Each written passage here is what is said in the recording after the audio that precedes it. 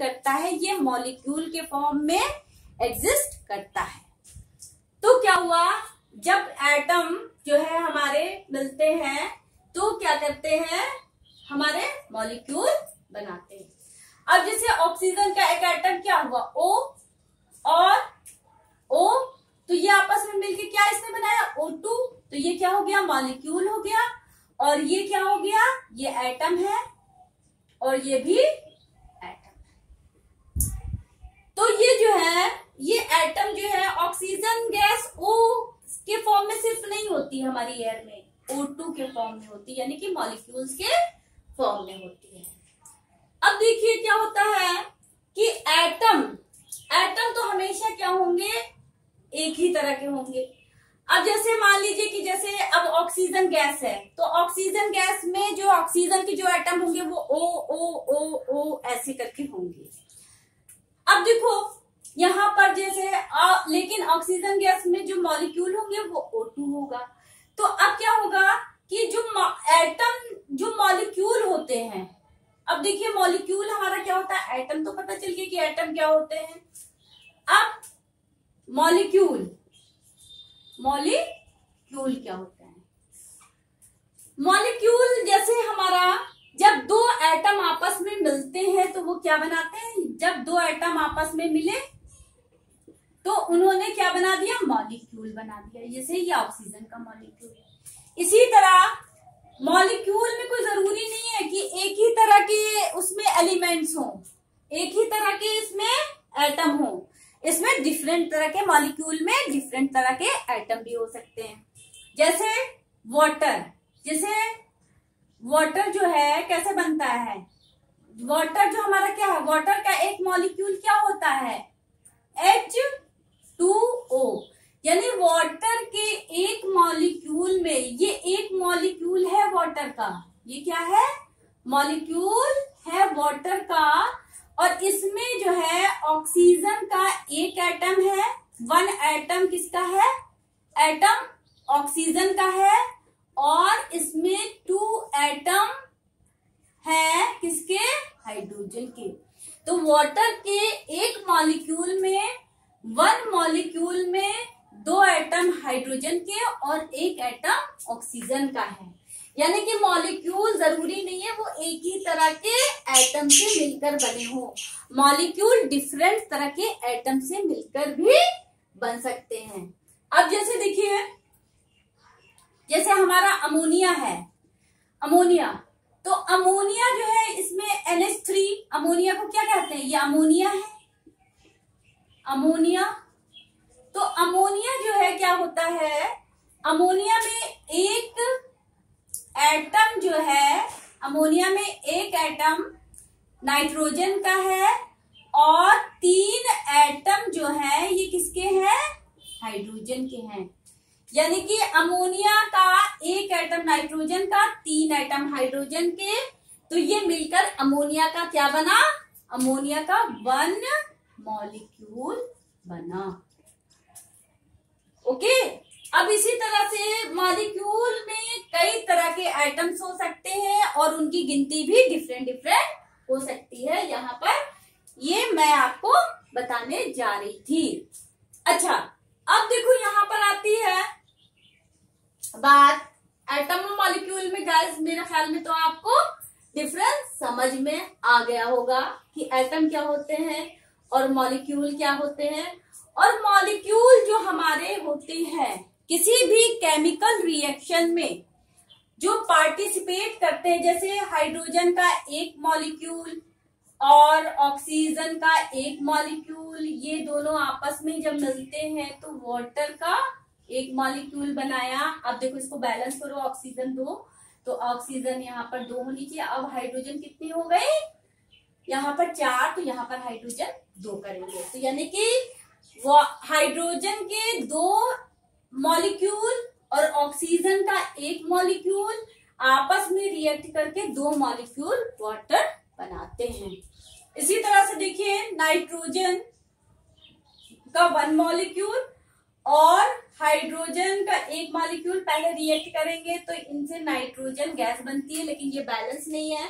तो यहाँ पर अब हम क्या करते हैं, यहाँ पर हम 2 लगाते हैं तो कितना हो गया 3 2 6 और 6 कितना हो गया हाइड्रोजन, तो यहाँ पर हम कितना करें 3 2 6 और यहाँ पर 2 नाइट्रोजन बैलेंस हो गई। तो यानी कि अमोनिया के जब वन मॉलिक्यूल किसका नाइट्रोजन का और 3 मॉलिक्यूल हाइड्रोजन के आपस में रिएक्ट करते हैं तो 2 मॉलिक्यूल क्या बनता है नाइट्रोजन गैस बनती है।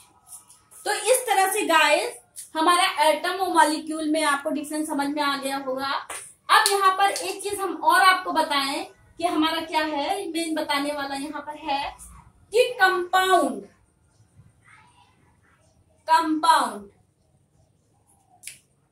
और मिक्सचर और कंपाउंड में क्या फर्क होता है, कि मिक्सचर और कंपाउंड में क्या डिफरेंस है। अब देखिए मिक्सचर और कंपाउंड में क्या डिफरेंस होता है कि मिक्सचर, अब हमने क्या लिया, एक हमने यहाँ प्लेट ले ली, इस प्लेट में हमने आयरन फिलिंग यानी कि आयरन को जब छील के पतली पतली फिलिंग्स बनाते हैं तो उसको आयरन फिलिंग कहते हैं।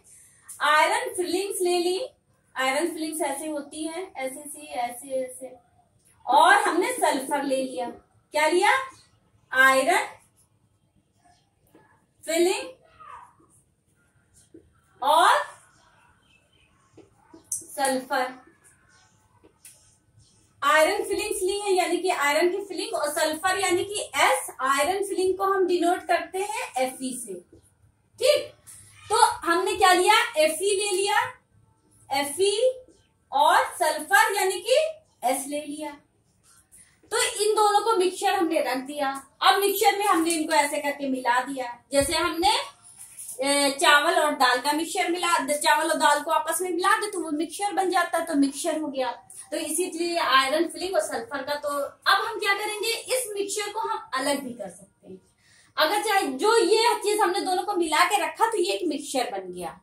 तो अब क्या हुआ कि अगर हम इस आयरन फिलिंग को अलग करना चाहे तो हम क्या करें, एक मैग्नेट लाएंगे और उस मैग्नेट से हम क्या करेंगे, मैग्नेट से इन आयरन फिलिंग्स को अट्रैक्ट करके अलग कर सकते हैं मैग्नेट से, और सल्फर अलग हो जाएगा।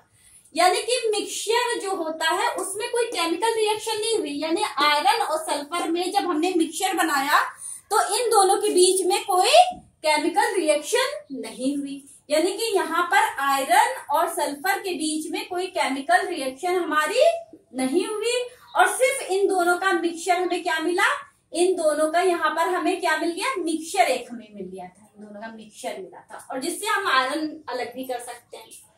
तो यानी कि इसमें जो केमिकल कंपाउंड जो है केमिकल रिएक्शन से कोई केमिकल इसमें प्रोडक्ट हमारा नहीं बना।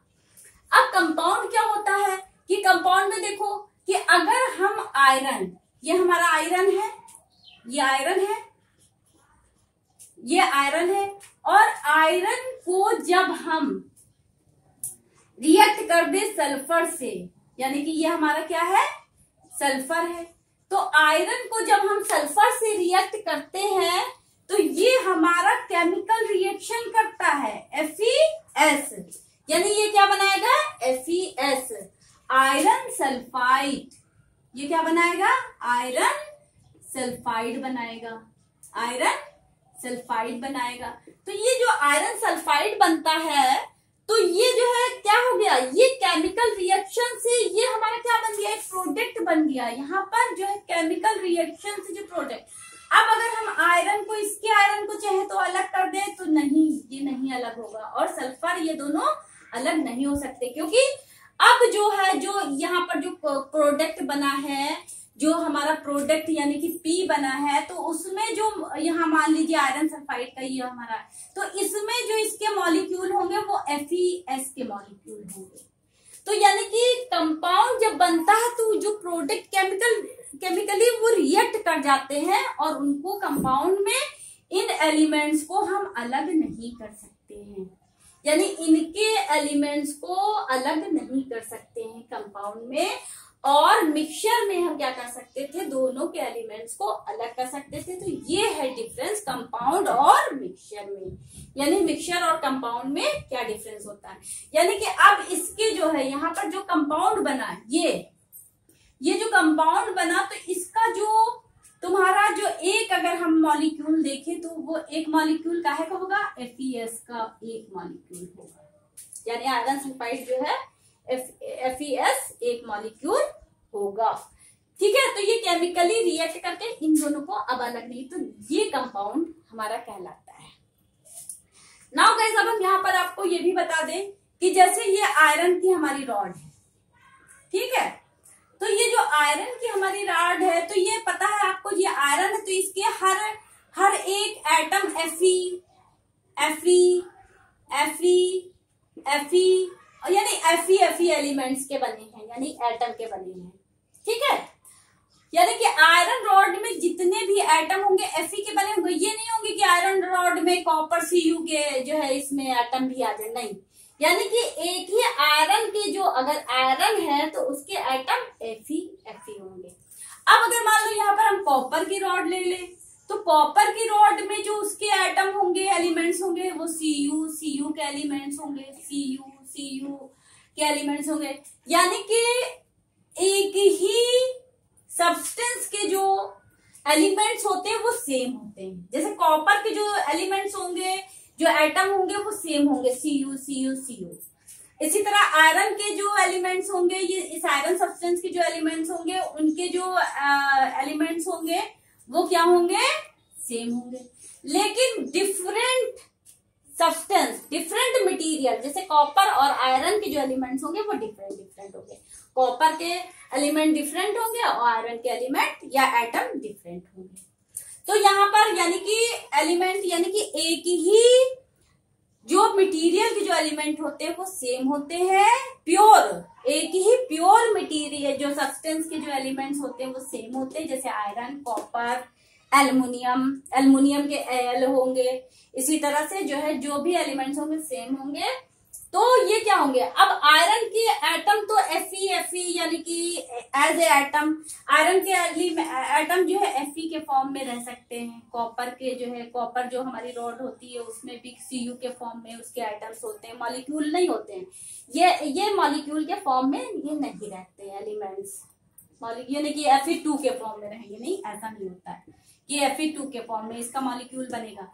मॉलिक्यूल जो ज्यादातर गैस होते हैं वो जो है उनके बनते हैं, जितने मेटल होते हैं वो एटम या एलिमेंट्स के फॉर्म में रहते हैं, प्योर स्टेट में। अच्छा, अब देखो जैसे यहाँ पर, अब हमने यहाँ पर जैसे क्लोरीन, ये हमारी एक बोतल है, यहाँ ये बोतल हमने एक ले ली, ये हमारी बोतल है, और एक बोतल हमारी ये है, ये हमारी दो बोतल है। तो एक में हमने ले ली क्लोरीन, दूसरे में ले ली ब्रोमीन। तो इसमें अब आप कहो कि क्लोरीन के जो एलिमेंट होंगे क्या Cl होगा, नहीं, क्लोरीन हमेशा मॉलिक्यूल के फॉर्म में रहता है, क्योंकि ये लिक्विड है, गैस है, और ये ब्रोमीन लिक्विड फॉर्म में। तो ये हमारा काहे के फॉर्म में रहता है, Br2 के फॉर्म में हमेशा, और ये Cl2 के फॉर्म में, यानी कि इसके एटम मॉलिक्यूल के फॉर्म में एग्जिस्ट करते हैं। ये इसके अगर हम कहें कि क्लोरीन के Cl के फॉर्म में एग्जिस्ट करेंगे तो ये कभी नहीं एग्जिस्ट कर सकते, Br के तो ये कभी एग्जिस्ट नहीं कर सकते। और कॉपर ये जो है एलिमेंट्स है, ये हमारे Cu या Fe के फॉर्म में एग्जिस्ट करते हैं। तो गाइस यहाँ पर अब हम आपको एक चीज और बताएंगे कि हम यहाँ पर बताने जा रहे थे आपको,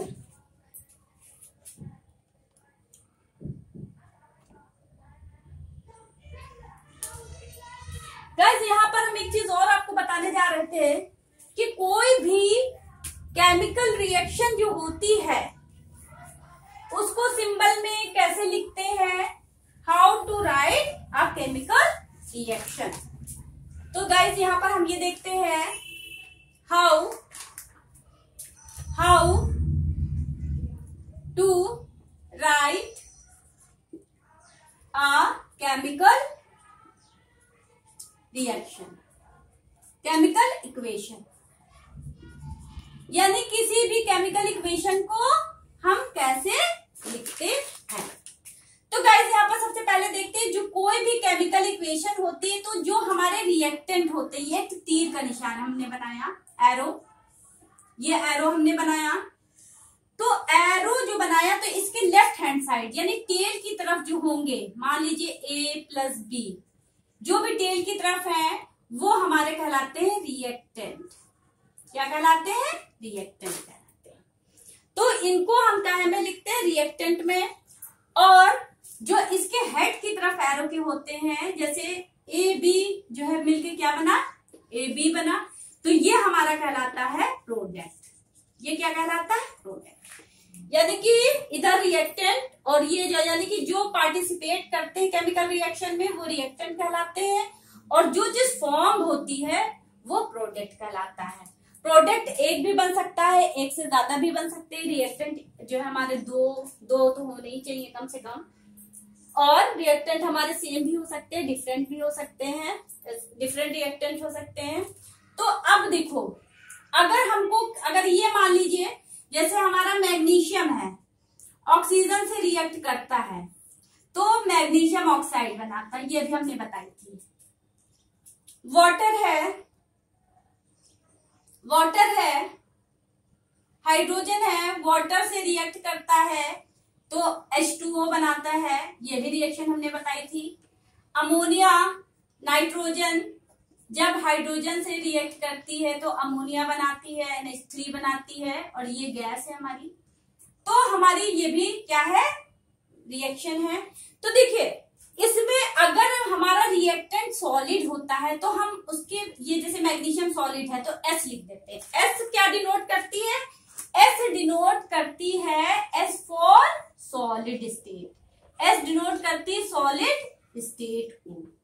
अगर रिएक्टेंट हमारा लिक्विड होता है तो हम क्या करते हैं? रिएक्टेंट को, मान लीजिए लिक्विड है, जैसे यहाँ पर वाटर बना, तो वाटर हमारा क्या है? जो भी चीज लिक्विड हो, रिएक्टेंट लिक्विड हो या प्रोडक्ट, तो उसमें हम स्मॉल l लिख देते हैं, यानी L लिक्विड को डिनोट करती है, सॉलिड लिक्विड। और अगर कोई रिएक्टेंट हमारा गैस होता है कि जैसे ये नाइट्रोजन गैस है, हाइड्रोजन गैस है, तो हम G लिखते हैं। यहाँ ऑक्सीजन गैस है, G लिखेंगे, ये गैस है G, ये G है। यहाँ पर ये जो है गैस है और गैस, और ये हमारा सॉलिड है। तो इस तरह से जो होते हैं, तो लिक्विड और गैस को हम कहाँ से डिनोट करते हैं? G हम डिनोट करते हैं गैस को। अब हमारा क्या करते हैं? एरो, यानी कि गैस हमारी ऊपर जाती है तो एरो किसको रिप्रेजेंट करती है? ऊपर इस तरह से एरो लगाते हैं, ये भी रिप्रेजेंट करती है गैस, ये रिप्रेजेंट करती है गैस को। अब हमारा मान लीजिए कोई रिएक्शन में कोई चीज अगर होती है और वो नीचे बैठ जाती है, जैसे हमने कोई रिएक्शन की, इसमें हमने रिएक्टेंट डाले, AB कोई रिएक्टेंट डाला, और AB रिएक्टेंट डालने के बाद जो प्रोडक्ट बना, ये रिएक्टेंट है हमारे, और जो AB जो प्रोडक्ट बना, और उसका प्रेसिपिटेट क्या होता है? अगर नीचे हमारा बैठ गया, इसका प्रेसिपिटेट नीचे बैठ गया या ऊपर उठ के आ गया प्रेसिपिटेट, तो प्रेसिपिटेट जो अगर किसी रिएक्शन का होता है उसको कहते हैं जो प्रेसिपिटेट जो होता है उसको हम कैसे डिनोट करते हैं? इस तरह से डिनोट करते हैं। किससे डिनोट करते हैं? यानी कि इस तरह से हम प्रेसिपिटेट को डिनोट करते हैं। अब हमको अगर जो रिएक्शन में अगर हमको टेम्परेचर या प्रेशर, अगर टेम्परेचर अगर हमको लिखना रहता है, जैसे टेम्परेचर लिखना है रिएक्शन में कि टेम्परेचर, तो हम उसको डेल्टा T से लिखते हैं। टेम्परेचर को कहाँ से लिखते हैं? डेल्टा T, यानी कि डेल्टा T हमारा 100 डिग्री सेंटीग्रेड या 100 K, इस तरह से हम लिख सकते हैं। यानी कि ये इतना K या 100 सेंटीग्रेड, ये हम जो है रिएक्शन के ऊपर ऐसे दिखा सकते हैं। यानी कि और इसको ऐसे करके हीट करके भी लिख सकते हैं, हीट, यानी इसको हीट कर रहे हैं। या यहाँ पर कोई हमें कैटालिस्ट अगर हमको दिखाना है, कैटालिस्ट, तो यहाँ पर हम कैटालिस्ट जो होते हैं, कैटालिस्ट जो हम होते हैं, तो जैसे अमोनिया गैस में हम जो भी कैटालिस्ट यूज करते हो ये बनाने में, जैसे मान लो कैटालिस्ट हम यूज कर रहे हैं मॉलिब्डेनम कैटालिस्ट यूज कर रहे हैं, तो मॉलिब्डेनम को MO लिख दिया। तो कैटालिस्ट भी हम इस रिएक्शन के ऊपर भी लिखते हैं, हीट, टेम्परेचर। उसके बाद में अगर प्रेशर लिखना है तो प्रेशर को हम जो है क्या लिखते हैं, T से लिख देते हैं या ATM, एटमॉस्फेयर। प्रेशर को भी हम P से डिनोट कर देते हैं, यानी प्रेशर जो है P से डिनोट करते हैं, प्रेशर को P से। तो ये हम सब रिएक्शन के ऊपर हम लिखते हैं। तो गाइस ये हमारी रिएक्शन को लिखने की वो थी कि हम रिएक्शन को कैसे लिखते हैं। प्रेसिपिटेट को हम कैसे दिखाते हैं, नीचे की तरफ दिखाते हैं। मान लो ये हमारा प्रेसिपिटेट है तो हम एरो नीचे करके दिखा देंगे, तो ये प्रेसिपिटेट हो गया। ये गैस निकल के उड़ रही है तो हम इसको ऐसे, ये लिक्विड है L दिखा दिया, सॉलिड है तो S, गैस है तो G। इस तरह से हम केमिकल रिएक्शन को डिनोट करते हैं। रिएक्टेंट इधर लेफ्ट हैंड साइड में और प्रोडक्ट राइट हैंड साइड में, और सबके रिएक्टेंट्स के सिंबल अलग है, प्रोडक्ट के सिंबल अलग। तो गाइस यहाँ पर ये हमारा टॉपिक अभी इतना हमने बताया है। ओके गाइस, फिर मैं जो है ये पूरा टॉपिक अभी और दूसरी अपनी वीडियो में कंटिन्यू करूंगी। ओके, अगर आपको मेरा ये लेक्चर अच्छा लगा हो तो प्लीज लाइक करें और सब्सक्राइब करें, और अगर सब्सक्राइब करेंगे तो आपको मेरी नई वीडियो जल्द से जल्द मिलेगी। Okay, thank you.